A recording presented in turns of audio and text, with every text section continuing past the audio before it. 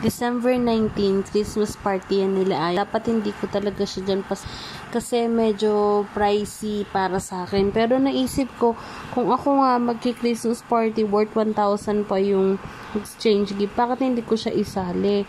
First time niya nga atin ng Christmas party kasi last time dun sa school niya, hindi ko rin siya pina-attend. So, ayan, nagpipray lang sila dyan nung It's a Gift to You na song. So, si Aya pag mga ganyan, tapos may mga kasamang classmate na ganyan yung mga ginawa, medyo naiiyak ako. Kasi parang, ayan, lakalakan ng anak ko, tapos kaya na niya yung makisabay sa mga classmates niya kahit ganyan. Lahat tayo namang mga mami, lahat ng ginagawa ng anak natin, masaya tayo para sa kanila. So, sabi ko din kasi, nagpa-practice din pala sila sa school ng Jingle Bells na dance.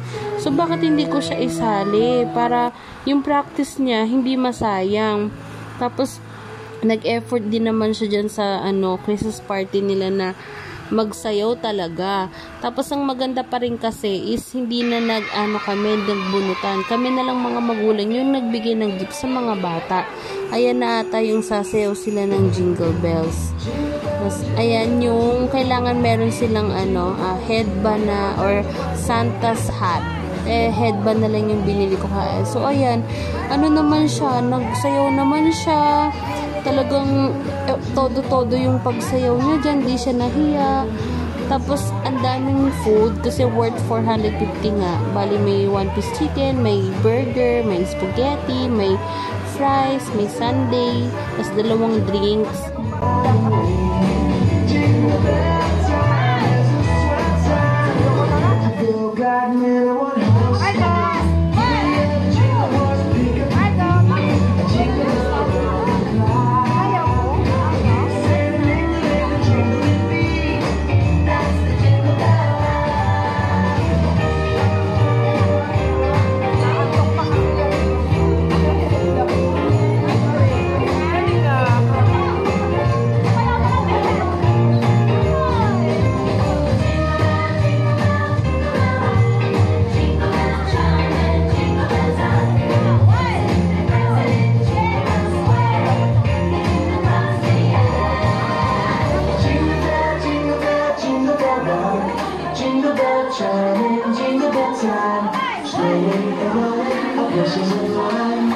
Now the jingle hop has begun.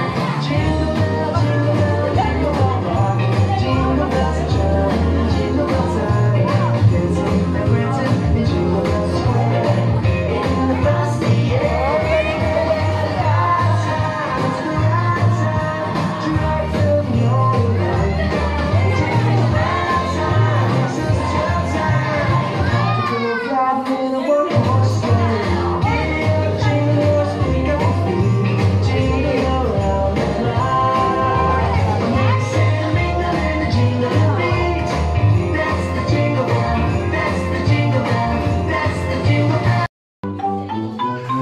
Ito naman, merong games. Tapos sabi ko, ay, sumali ka. Sumali siya. Yan yung head, shoulders, knees, and toes. Tapos kukuhanin niyang number. Kapag umisap yung song, dapat paunahan sila makakuha ng number. Yan sa unang round, nanalo siya. Yan sa pangalawa, hindi na niya nakuha yung number. Medyo nag-focus na siya dun sa head, shoulders, knees, and toes.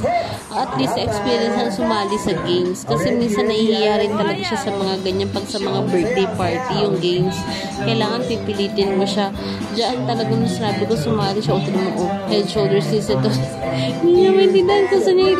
Yung kamay niya. Kasi sabi ko, kukunin niya yung number dyan. Ang ingay-ingay ko pa dyan na kunin niya yung number, kunin niya yung number. Head, shoulders, knees, and toes, knees, and toes. Head, shoulders, knees, and toes, knees, and toes. And eyes, and ears, and mouth, and nose. Head, shoulders, knees, and toes, knees, and toes. One more time, kids. Faster. Head, shoulders, knees, and toes, knees, and toes. Head, shoulders, knees, and toes, knees, and toes. And eyes, and ears, and mouth, and nose. Head. Good. Go, Aya! Get! Get.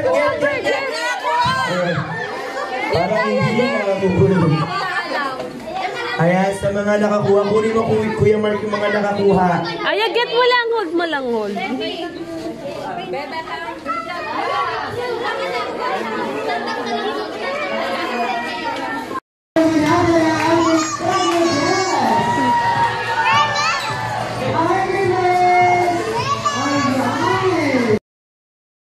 Tapos, ayan, ayaw niya talagang umalis hanggat hindi siya nakakapag-picture dyan sa mascot na yun. Tapos, ayan yung teacher ni Aya. Sobrang saya ko na ganun yung experience ni Aya sa Christmas party.